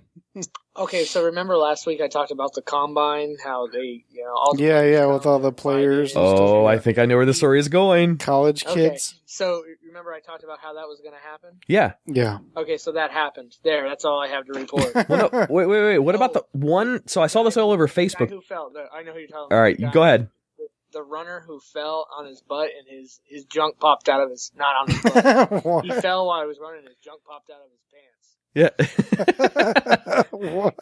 I bet everybody's going to try to do that now. He's probably drafted number 1 now. Dude, he had just some dog balls hanging there, too. When he kind of lifted up and he went to grab them, you just saw these dog balls just hanging there. God. So his balls fell out or his dick and balls fell out? His dick and balls both just... How? How does that happen? Was it like biker shorts and they ripped or something? I'm not exactly sure. They didn't give us like a close-up. It wasn't porno. It was What? the combine. Ron is all about seeing some junk. He wanted to see Ryan Reynolds' junk. He wanted to see this guy's junk in the combine. Well, I'm kind of curious I didn't about wanna this see combine it. jump. I was watching the combine. Actually, I wasn't, but I saw a clip and his junk was there. It was pretty awesome. It was a special moment. It was beautiful. So I got into a big Twitter fight today with one of the Miami Dolphins players' wives. Is that again? Is it the same wife? Yes, the same. I'm wife. not familiar with the Yes. story at all. What's going on? Fill us in a little bit. Well, Brent Grimes, he's one of the players for the Dolphins. Actually, one of the better players for the Dolphins. His wife is a lunatic. She's just a nutcase. And I said something that I mentioned her in a tweet she didn't like, so she started going off on me, which was great. I loved it. We went back and forth for a good hour. I got like 20 followers out of it. I love it. Every time she does that, she just helps me. Hey, any That's press is cool. good press sometimes on stuff like that. I agree. Although if I ever want to be taken seriously as somebody to follow for the Dolphins, I probably need to knock it off. But I don't know. I can't help myself. Yeah, I don't think you're. I mean, no offense, your podcast gets like 5 times the amount that we get, but that's not the point. You at this stage in the game, just that recognition is more important than holding the ethical boundary of not arguing with the Dolphins' wife. I mean, I would agree. She said something to me. She was like, "F you, blah blah blah. You're a loser. damn. Ass, old ass man." She said, and then she said, "I swear to you." She said, "Can I stick my finger in your ass?" I swear to you. That's What? she said. Yes. All right, That's come on. exactly what What's she said. it's at Unsquish the Fish. That's what the Twitter handle for us to go read that. Yes. That it's still up there, right? Nobody's taking that down. I can actually, I'm sure she hasn't. I took a. I'm already right on top of this, so I Rose. can always do that, dude. You'll have to scroll through a lot because I did a shit ton of tweeting. So it was probably today about between 11:30, somewhere there this morning. All right. Do me a favor if you can, Ron. Stick that up on the Living Podcariously page. Mm-hmm. And then I said, my response to that was, "Well, okay, I guess if you want to." I just thought, and then people were like messaging me, like, "Oh my god, that was so hilarious! Oh my god, why did she say that?" You know. That's awesome, dude. And then she said, I said something about, "Boy, you really represent the team well." And then she said, and she took the tweet down really quick, but I screen capped it because I knew she would. She messed up. She goes, "Fuck you and fuck this team." Now this is the team that her husband plays for. What's her name? We're kind of starting to think that maybe she already knows and he already knows that they're going to be moving on, that he may be cut this offseason here in the next week or two, but I don't know that to be. Yeah, but if he's one of the better players, why would he get cut? Because he's very expensive and we're very tight to the cap. Gotcha. That makes sense. Not to get into a bunch of sports. Well, dude, with whatever team he goes to, then just stay on Twitter and blow him up on that other team so his wife gives you some arguments. I know, yeah. And the funny part is she doesn't block me. That's what cracks me up. That's Twitter gold, man. Yeah, she doesn't block me. I don't know why. Like, I would have blocked me a long time ago. I'm annoying as shit. So, question for you. I mean, you're a Dolphins fan. Why are you pissing off a wife? What are you saying that's pissing off a player's wife? She hates the Dolphins. She hates our quarterback. She hates this. She hates that. She thinks she's just trash, dude. Like, nobody likes her. She talks crap about the team. She's not a good person, brother. So it's not like I do this with everybody. So she's the one that's anti-Dolphins, not. Yes, gotcha. Trust me. Most Dolphins fans can't stand her. Huh. She just causes problems. Dude, she actually causes problems. She got arrested and fired from her job after one of the games midway through the season last year. Well, that doesn't necessarily have anything to do with the Dolphins. What did she do? She was trying to get into an area that she didn't belong, and the cops told her not to, and she pretty much told the cops F you. So then she got into a fight with the cops, got arrested for felony battery on a police officer. Did she work for the Dolphins? No. She's just a wife. No, trust me, she did not work for the Dolphins. Interesting. Okay. Yeah, that happened last year. I can put that picture on there too. Hell yeah, put him up there. Hey, is this Miko Grimes? Yes. Yeah, I can see this. Starting to get into this. Reading the conversation now. How's work going, Ron? Jesus, you scared me. It's work, brother. It's work. Yeah. Like all of them, it's a job. But hey, guys, I'd love to talk longer, but I do have to go. I got to count drawers. One, Well, two. There's two drawers. There's two in this room. Actually, I'm not wearing any, so there's one in this room. Oh, man, pizza, and you're not wearing pants? You miss it, don't you? Just say it. You miss it. I miss it. You guys just aren't fair. All right, man. I'll talk to you guys later. Nice hearing from you, Ron. We're still going to play your sports intro for that. Did you listen to the last one? Did you like it? Yeah, you just played just my intro for my show. Well, we did that, and we also added a little bit of commentary before it. Yes, that I heard the commentary. Yes, All I right. did. Yeah, it was cool. Worked for me, man. Cool. All right, brother. All right, dog. I'll talk to See you. ya. Nice talking to you. Bye. All right, Bye. bye. All right, so that was our boy Ron. That was kind of our sports segment for this week. Not too bad. Not very sporty, which is the way I like it. We heard about a guy's schlong falling out, a Twitter fight between a Miami Exactly Dolphins the way wife. I like it. I'm just kidding. Yeah, if you want to follow Ron, follow him at unsquishthefish on Twitter. And I kind of peeked a little bit of that conversation between him and Miko Grimes. Holy crap, man. Yeah, Go and check that out, guys. that chick's nuts. Yeah. All right, it may be time for us to do our Guyry. segment of the week, the Guyry. The guy is peek into our guyry. Peek into the Guyry. Ladies, listen up. Peering into the inner thoughts and expressions of men. Women submit questions for Adam and Tach to get brutal, honest admissions. We call this the Guyry. Guyry? Really? Is that the best we could come up with?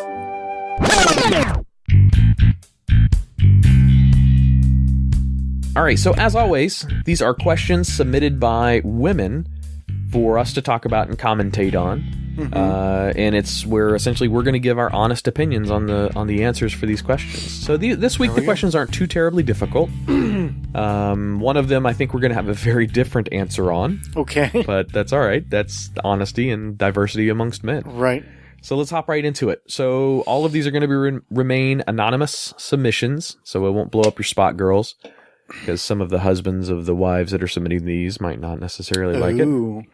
So let's go with question number 1. Why do men typically not like romantic comedies, rom-coms? So my easy answer for this, and I'm going to go before you because I think I know what your answer is going to be. Okay. Typically, it's the same cookie-cutter story over and over and over. So about the most interesting romantic comedy I think I've ever seen was, what was one Will Smith was in? The Hutch? Hutch. That's not Stitch. No. Hutch. Yeah. Hutch. Where he was the love guru guy. Yeah. Is that that one? Yeah. Hooked up with Kevin James. Yeah, that was okay. That was some pretty good comedy in there, and Yeah. the slapstick comedy of him being allergic to shellfish and blowing up and all that stuff. Oh, yeah, that was pretty yeah. good. But usually, man, it's the same kind of shit over and over and over, and it just doesn't interest me. I will watch it, but it will not be my go-to kind of movie to go actually see. Yeah, rom-coms are not something I'm going to actually go out of my way to see in the theaters. So what's your take on it? It's pretty much what you think. Well, I like comedies in general. That's my go-to Sure. genre. I like comedies and dramas, and romantic comedies or rom-coms, if you will. They're okay. They're good. I like a lot of them. A lot of the comedies you see nowadays are rom-coms. I mean, that's just how it is. It's pretty rare to find just a regular comedy without any of that romantic thing behind it that kind of drives the story. Will they or won't they kind of story behind any comedy is always going to be in there. So is the question more geared toward things like Bridget Jones versus Hutch? Yeah, if you're talking like that, for instance, I absolutely saw Hutch, and I didn't see Bridget Jones until a couple of years ago. It's the first time I ever saw it. It's only because this girl I was seeing loved those movies, and I had never seen them. So, have you ever seen How to Lose a Guy in 10 Days? Yeah, that's with the blonde chick that's the daughter of the one Kate chick. Hudson. Kate Hudson, the daughter of... Help me out here. It's Goldie Hawn. Goldie Hawn, yes, thank you. Kate Overboard. Hudson and, Kate Hudson and Matthew McConaughey. All right. And that movie is fucking hilarious. It's a rom-com, but it's really funny, and I don't know, I may catch slack from that. I don't know. I think it's a fucking hilarious movie. Well, you're more in touch with your effeminate side of being the male out of the show. I would hopefully don't insult you with that, but you have more of that. Because I like comedy? Then you like shopping, and you like What makes you think I like shopping? cooking, and you like flowers and stuff, right? Look, I mean, I don't like flowers. oh, that's the limit, huh? That's where you draw the line in the sand? They're okay. Yeah, I've been known to be a little bit, quote, girlier than most men, But there are some girly shit that I have zero interest in. Let's be honest. Do you try your best to match your shoes with your belt? Well, if you have black shoes, you have to have a black belt. Brown Really? shoes, brown belt. You have to.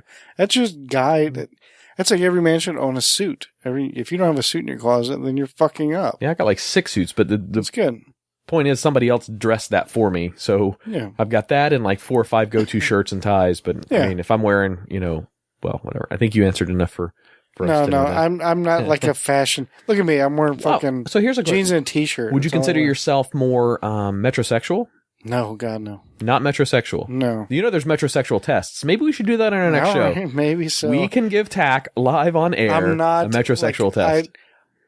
Whatever. That's fine. All right, let's do it. I'll give myself the test before, and I'll have my score. I put would aside. think you were more metrosexual than I am. Really? Yeah, definitely. Oh, maybe we should put a bet on that. All right. All right. Question number 2 from an anonymous listener of the show. How many times do guys masturbate? And not necessarily daily, monthly, weekly, whatever, but how many times do you masturbate? I think this makes a big difference of if you're in a relationship or not. I think that makes a huge difference. Well, okay. I think you're right. It does make a huge difference, but not for the reasons that you're thinking. Okay. Now, obviously, the number is going to be lower. Wait. Your number is going to be lower when you're in a relationship. Yeah, that's only because substantially. that's not because you're in a relationship and you're getting some. It's because you don't have any private time, unless she goes to work. Oh, I see your point. Yeah. But what if masturbation is something that the two of you in that relationship do together? Does that count, or is that sex at that I point? think it's just sex. That counts as sex? Okay. True masturbation, where you are alone. Basically, like if I'm going to go to the store, I'll be back. That's porn time. At least that's how it's always been for me. In your past relationships, have you hidden porn from your girls that you were in a relationship with? Hidden porn? Like tried to hide the ability to look at porn? Like if they walked in the room and you were on porn, would you like put it away? Not your dick, but the porn. Well, I've never been walked in on, so I don't know. I mean, anybody I've been with knows that. I'm trying to think. It's been so long since I've been in a real relationship. It's been years. In the last real relationship I was in, we had DVDs. We had DVDs, and it was always in this drawer. It's something that we both watched porn together. So it's not like I had to hide anything. No, I mean maybe search history on my phone, maybe, but I didn't hide it. It's not like I was like, oh God, I hope she doesn't see it. Yeah. I'm very respectful when it comes to phones. It's another topic altogether. Phones are personal and private. See, I'm the exact same way. I won't look in my girl's phone. I won't overlook her shoulder on texts. I won't do any of that. Not because I have something to hide on mine. She's welcome to see anything. It's a very private, personal thing. I want to ask her who she's texting when she's texting. It's not so much that. I don't mind saying who you're talking to, whatever. But I'm not going to ever say, let me see your phone. I want to look through it. Neither will I. Never. Also, one other thing that's a boundary for me, and I know this is off the topic of masturbation. By the way, for me, in a relationship, maybe once a week. Out of a relationship, probably once a day. I mean, that's pretty decent. Yeah, it's pretty, you nailed it pretty much. Nailed it. Another thing is a boundary for me. I will not go in a girl's purse, even if she wants me to get something out of it. That's every dude on the planet. Okay, good. Girls don't like that. They get so mad. Can you give me my thing out of the purse? We just hand them the purse. You hand them the purse. Because you don't want to go through it. Yep. And that used to be a joke with me and my ex-girlfriend of mine. Because I told her that. She always like, just get it. I'm like, no, I'm going to hand you the purse. Yeah, exactly. It doesn't matter if it's your mother or if it's your wife or sister. Nope. That you always just hand them the purse. It's much easier, much faster for you. Yeah, agreed. All right, good. I'm glad I'm not the only one that feels that way. No, I think it's every guy on the planet that does that. So this was submitted by a listener that I had never met or had any kind of correspondence with. Okay. So I think this is kind of a loaded question, loaded, angled towards me, but that's okay. I don't mind it. Okay. Then I'll answer it honestly. Why? This is the question from a listener submitted this past week. What do men fear the most about commitment? And the reason why I say I think it's loaded is I think I know who submitted it, but it came from an email address that had nothing to do with this girl, and it was a girl that I used to date. But it may not be, may have no connection to this girl at all. But what is it that a guy fears the most about commitment in a relationship? Well, that's an interesting topic to bring up with me because I actually do have some commitment fears right now. Commitment issues, if you will. I think I'm just scared to get involved in anything which before I used to never have these issues. This is very recent, in the past few years. Because I'm scared to, I don't know, it's kind of like, I'm scared to sign the deal to like buy a new car when I'm not sure if I like the car yet. Okay. But I want to lock in that commitment because it's not. That's it's, more. it's That's difficult. more afraid of. That's more being afraid of buyer's remorse. You're afraid you're going to sign something and then later not like what you've already. Well, purchased. I mean, because it's difficult to get out of a relationship. It's difficult. I mean, tell me about it. Some people don't think it's difficult, but it is because I don't like hurting anybody's feelings. Yeah. You know? And so a lot of times you're just like, well, maybe it's just me and it's just, a phase I'm going through and I'll get over it. And then you wait it out and then it turns out it's not a phase. You do want out now and you shouldn't have signed on the line. Yeah, I You see. just waited.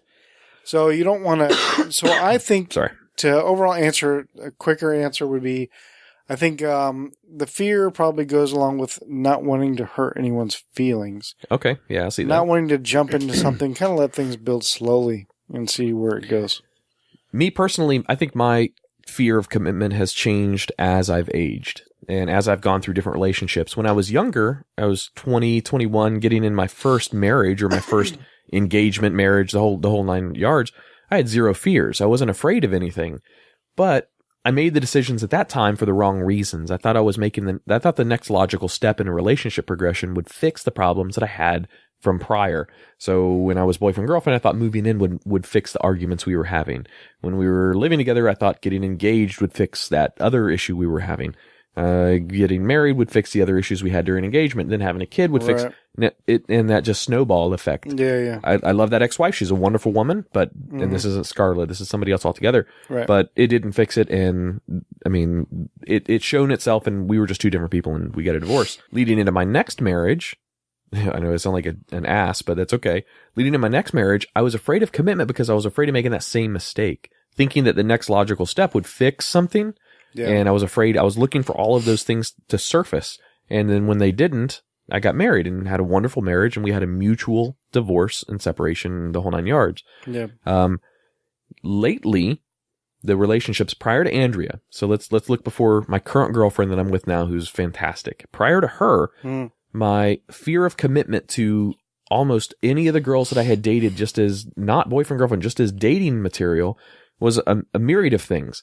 I didn't want to commit due to lack of chemistry of some sort, or due to, everything being perfect except this one little part of that person's life, or maybe I couldn't meld with them. I'll give you an example. Dating a bartender. That is the worst schedule conflicts in the world. That person is away every night. Weekends are gone because they're bartending. So you have no time to spend with this girl. She might have been the best girl in the world, but if her profession keeps her away from you all of the time, then what kind of a life is that going to lead to? I know this sounds super vain, but I have a son I have to take care of. And if I see how that other person raises a child and the difficulties that person might have with a child, I don't necessarily want that for my son. And I know that, that's very selfish, but I've got a son to protect. Selfish or vain? That's neither. It almost sounds like that I'm judging them for how they're dealing with their life and their situations, but it's really on me. I'm selfish and want a certain lifestyle for my son. Right. So the person that I want to bring into my life, I need to make sure meets all of my standards. And I know this sounds super fucking cheesy and super corny, but the girl I'm with now fucking knocked them all out of the park right off of the bat. I mean, it was quick and it was really, really, everything melded really fast. That doesn't mean I'm going to get married tomorrow, Tach. That doesn't mean that. Day after tomorrow? Exactly. I got a week out before that happens. And it's she has 4 more years till she gets to propose because it's February 29th. So. Right. But as I've grown up, as I've gotten older and more mature, I think my fear of commitment has changed. And right now I don't have a fear of commitment with this girl. None at all. Zero. If I had the funds available to, go buy her a beautiful engagement ring and do the whole De Beers wedding, I would do it. But that's not how it's being played out right now. So I gotcha. And I also got to give her the sanity test. If she can take me and deal with my bullshit for a year, then she's a keeper. So, all right. Again, submitted by a listener of the show. Do men find it forward or awkward for a girl to ask him out? Also, should we? So girls want to know, do men have any issues or find it awkward or forward or rude for a girl to come up to you and ask you out. Hell no, that's awesome. Right. Dude, it's 2016. I think that's fucking badass. I think the chivalry and the courtship of days past is gone. I think that's really cool. And I think that shows some cojones on a girl, to be honest, to do something like that and come forward and ask a guy out. I think that's pretty cool. So no. That'd be badass. Yeah. That would save. Let them feel that pressure every once in a while. You know? Potential rejection, yes. Yeah. Female listener who submitted that, whoever you have in mind, ask him. Just get it over with, especially if it's Tach. Yeah. Ask especially, yes. So I'm not busy. All right. Well, so those were the 4 questions that we had submitted this week by female listeners into the Guyry. All right. So, ladies, if you have questions that you want to submit for the Living Podcariously Guyry, send it to show@livingpodcariously.com and just put a subject line of Guyry question. GUY-A-RY. Is that how you spell it? See, I spell it Guy-I-A-R-Y. I-A-R-Y is Irie. Right, so it's Guyry. Well, that would be Guy Irie. The way you're spelling is Guy-Airy. No, I'm spelling it Guy space A. Oh, it's Guy dash A dash R-Y. Guy Rie. Guyry. So you're doing 2 dashes? 2 dashes. Guy That's how I labeled it in the I know she spelled it differently than I did, so I don't know. We got to figure out the spelling and stick with it. Yeah, I don't think we have any merchandising that's going to come out with Guyry on it anytime soon, so I think we're okay. We can spell it 16 ways if we want to. It don't matter. All right, so ladies, if you have questions, send it in, and we will answer them as honestly as we possibly can. Hey, speaking of which, didn't we get an odd email? Yes, we did. I'm not going to say this person's email. No, don't say that. I don't want our listeners to blow up his account, but or her account. I don't. Right, we don't know if doesn't, it's a guy or girl. Doesn't mean it's a yeah. Well, it's a reaction to last week's episode where we were talking about which I kind of forgot. Like, remember I was supposed to do my science experiment? Oh yeah, that's right. And I kept forgetting, but then I would see it and I go, "Oh crap! I'm supposed to be doing that. Damn it!" And so then I'd forget again. Anyway, I didn't do it, so I'm going to try it again this week. What was the science experiment? Science experiment was, we had a discussion on how often does a guy get a hard-on... Accidental boners, that's right. Accidental boners per day. Yeah, per day, per week, whatever. And then I was like, I don't know, like 10, is what I said. And then he was thinking like 10 per week or something like that. And I was like, oh, is that high? Like, I didn't know, I was just guessing. And so I decided I was going to do an experiment. Not an experiment, but just write them down. Like, a log, every time a journal. A log or a journal. Log, if you will. No pun intended. Giggity. Of when I had them and all that stuff, That way I can come with actual facts. Tach's answer was 10. And then right. The email that we got, this is super random. The email that we got from this person, and let's just say his or her email, I keep saying he just based on the email, has something to do with let's lean left. All right. So leaning left, maybe political stance a little bit, like a little bit more liberal. I have no idea what I don't know how means. to decipher the email address, but, quote, I would fuck every one of Tach's 10 hard-ons a day. That's all that it said. See what's messed up is that, like, it's not just him, it's him and a couple other people. They automatically assume it's a joke and by a dude. I'm like, why is it going to be a joke? It could be a girl. It could be a girl. Why can't it be an actual girl that actually, has interest? The little figure in my head that I attached to this email was, it's a guy sending this in, fucking with Tach. It probably is, I'm sure. But I'm just saying, there could be a girl out there that's interested. You don't know. You could be. We have more female listeners than I really thought we did. So okay. You're right. Well, there you go. All right. So, hey, if anybody else wants to email the show@livingpodcariously.com. Check out our Facebook page, facebook.com/livingpodcariously. What else, Tach? Oh, listen to us on iTunes and Stitcher. You had to have already downloaded us from one of those, or any of the other podcatching apps that are out there. That's all I got, man. You got anything else for the show this week? That's for the show next week. But next week, I don't know, we're going to have more Guyry stuff, and hopefully we'll have a sports segment from Ron. And maybe we'll get an MMA segment from Jimmy. I'm looking forward to that. I actually just saw an MMA fight this past week, so I'd like to get his. Yeah, we're hoping to get one in this episode, but it doesn't look like it's going to happen. So it's all good. Jimmy, we're missing you, buddy. And Johnny, you got to get your ass in here. I don't care what your knee looks like. Get in here. All right. Well, on behalf of Tach and I'm Adam, thanks for listening to episode 3 of Living Podcariously. You guys have a great week. See ya. Hey guys, this is Tach from Living Podcariously. You can also check out other content I have. I also co-host a podcast called Taint Funny on iTunes and Stitcher. It's me and 3 of my buddies. We talk about movies, television, video games, comic books, you name it. It's a comedy podcast called Taint Funny, and you can check us out at taintfunnypodcast.com.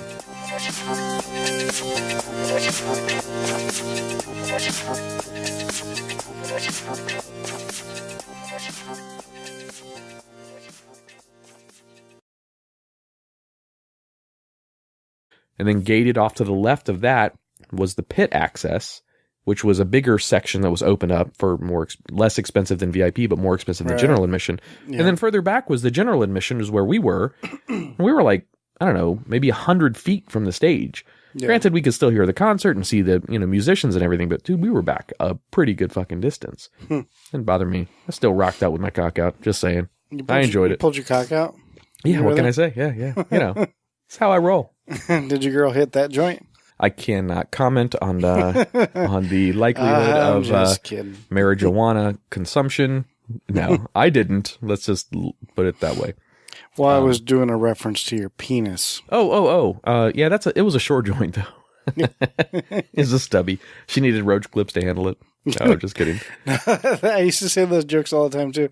When girl gives me head, it looks like she's hitting a joint. A hand job is really just an okay symbol, and then you're good. Is that all it takes, Tach? Something like that. Seafood Fest, they're not sponsoring us or anything, so don't think that we're getting any money out of their plugs. Otherwise, we would have plugged the shit out of them a lot more. But no, it was fun. It was something in the area, something fun to go do. Not over in Orlando or up in Tampa or Jacksonville. It was something here locally for us, Cocoa Beach, Port Canaveral, Brevard Countyites. So it was pretty fun. Cool. It was pretty good. Awesome. I missed it, but maybe next year. Yeah, they'll be back. Well, technically, this was their first annual. I don't think you can call it a first annual if it's the first. I think you can if they plan on doing it again. Yeah, maybe. So. It was going to be really cool. They were supposed to have the SpaceX launch, too. And then that kind of got scrubbed. We didn't get to see that. No, well. You know what today is? Leap Day. Today is Leap Day. We're recording on Leap Day. It won't come out for a couple of days still, so when you hear this, it'll be past Leap Day. However, yes, today is Leap Day. Once every 4 years, we add an extra day in February. You guys know the whole deal. This is something that you may not have known about Leap Day, Tach. You may or may not. Okay. I mean, who knows? So, leap year traditions. It is acceptable for a woman, this is socially acceptable, for a woman to propose to a man on February 29th. Have you heard that before? I've heard that, but just recently. I just heard like the other day. That's all I know about Leap Day or leap year traditions. I don't know anything else. The custom has been attributed to St. Bridget. I don't know if that's actually a real saint or not, but so says this website, who said to have complained to St. Patrick about women having to wait for men to propose. So in the misogynistic approach, St. Patrick said, okay, I'll allow you 1 day to propose to a man. It's every 4 years, and that's on February 29th. So, yep, today, ladies, is your day to propose to your man. Otherwise, forget it. Wait for him to buy that ring and hand it over. Yeah. Or they can just surprise maybe a friend. What time is it? You still have time, Tach. It's still another, so you still got another 4 hours. Yeah, I got 4 hours, so fingers crossed. Yep. Maybe that's where Andrea's not here right now. Maybe that's where she's out shopping for a ring for me or something. Oh, maybe. Who knows? Or actually, she's proposing to somebody else. Oh, that could be too. Yeah. That would suck. Yeah. Just saying. Actually, I have friends of the show over in Orlando. Go to UCF. The girl proposed to the guy. It's our friends Kat and Nate. Kat actually put pictures up on Facebook where she got down on one knee and proposed to him. Unique. I've heard that it could be what's the word I'm looking for? Odd, peculiar. No, kind of sexy, but no, like demasculating. Emasculating. Yeah, emasculating. Emasculating for the man, I've heard. It depends on the guy. I mean, depends on the guy and the comfortability of the guy. I don't know. I would be okay with it. I'd take a lot of the stress off of my shoulders, but nah, it's. I don't know. I can see where somebody that's not very confident in themselves would be emasculated. To touch base on one thing before we get going, we had mentioned, I don't remember if it was before or after our reboot, but we mentioned the show was going to head out to the Seafood and Music Fest out at Port Canaveral, and we were going to go check out the Supervillains in concert out there. Now, technically, they were the opener for Dirty Heads, which is a bigger band, but personally, I'm more of a Supervillains fan than the Dirty Heads, and as money would have it, I couldn't afford the tickets, and then lo and behold, my girl surprised me with a pair of tickets. That's cool. Out to see the concert. So yeah, that was really cool. I really was depressed because I wasn't thinking I was going to be able to go, and then last minute she pops up with a couple of tickets. I thought that was pretty cool. Nice. But yeah, man, went out there. Fuck, the seafood was expensive as fuck. Imagine that. A crab cake, and I mean, don't get me wrong, it was good, and I understand the whole point of that. It's like fair food. I mean, you're going to spend a lot of money for, same type of stuff you could cook at home for, $1 compared to $10 out there.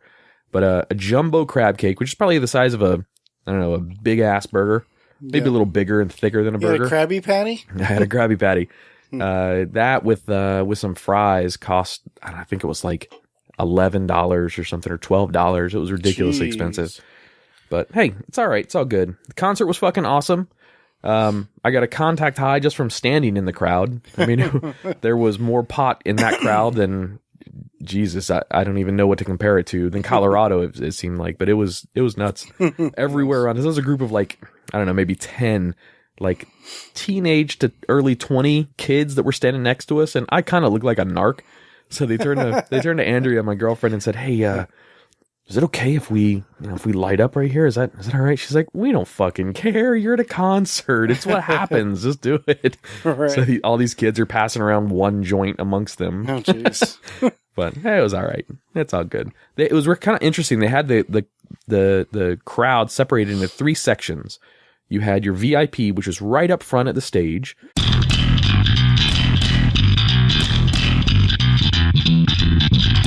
You're listening to Living Podcariously, bringing you real men's perspectives, unfiltered, unapologetic, and uncensored. Recorded live in the Living Podcariously studio in world-famous Cocoa Beach, Florida.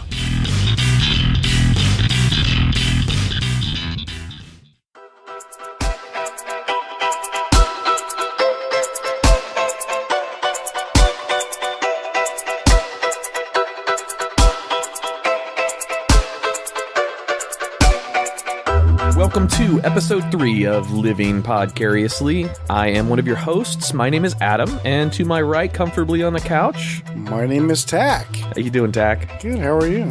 Crowded studio this week. No, I'm just kidding. It's just me and you again. Yeah, buddy. Kind of nice that way, though. Yeah, I like it. Be honest, it's not nice. We don't have to talk over each other. We don't have to fight for airtime. Definitely not. I really kind of miss all the extra people, but it's okay. Yeah. You hear that, Ron? You hear that, Scarlett? Hey, before we get started on anything else, did you do a Tinder date?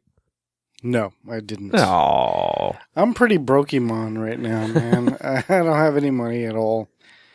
It's sad. I mean, condoms are only like $3 for a pack or something. They're not that bad. Yeah, but you gotta, don't I gotta take her out to dinner or something? Wine and dine? Yeah, don't I gotta do wine and dine 69? I mean, kind of, not necessarily, sure. Walk in the park. I mean, man, you can do any of that stuff. Be honest with you, I haven't even talked to anybody on any of those apps since we were last in here. Well, hey, dude, I understand. I went through that for, I don't know, a year, I guess. I was on and off apps and websites and all that shit, but all right. Well, cool. We got a full show for you this week. Indeed. We're going to hit a lot of topics. I wanted to do that too. Yeah. But that's a whole nother level of, I don't know. Who does the girl ask the guy's parents for permission? I doubt it. That may be emasculating. Is it a diamond is it a solitaire diamond that she proposes with? I mean, guys don't have engagement rings, so. Do you ever watch Adam Ruins Everything? Not me, but the Adam Ruins Everything on TV. Yeah, the guy Adam Conover from College Humor. Have you ever seen College Humor on YouTube before? I think so. Not enough to know who you're talking about. One of the hosts, Adam Conover, now hosts a show called Adam Ruins Everything, and he actually debunks all of these things in the public that, we take for granted or we don't know about or whatever. He actually did an entire show on the wedding ring and how the proposal system even works, and the entire process behind the getting down on one knee, asking for permission, and the wedding ring itself to make sure that it's a diamond, a solitaire diamond of some sort, was all created by the De Beers Company. This is the people who own 99% of all the world's diamonds and have most of them locked away to maintain the value of the diamond. If they released all of their diamonds, according to him, if they released all of their diamonds, the diamond price would drop through the floor. It'd be like $10 for a full carat diamond. It'd be nothing because they own that many diamonds and have them locked away. It's crazy. But yeah, that's Adam. I don't know why were we going on that subject? Oh, proposals and and leap day and leap day. Leap years in history. During leap years, see if you know any. Do you know anything that happened in leap year in history? No, I think a movie came out last leap year, didn't it? Maybe. I don't necessarily have this. Right. Gold was discovered in California on leap year or leap day in 1848. So that's an interesting one. Let's see. George Armstrong Custer, General Custer, fought the Battle of Little Bighorn, 1876. And